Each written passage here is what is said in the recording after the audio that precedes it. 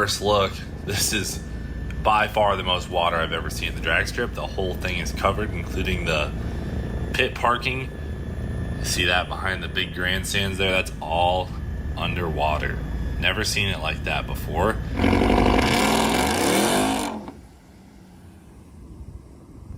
That's how you launch a jet boat.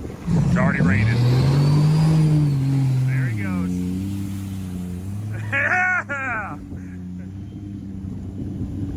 Look at that.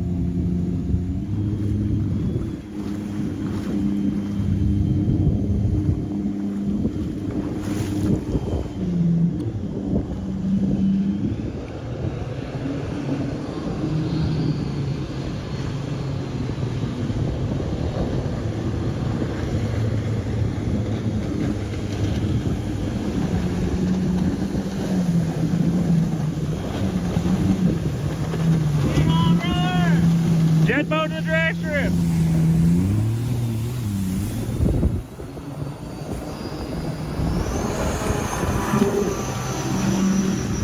Fastest 8 mile drag strip jet boat pass right there.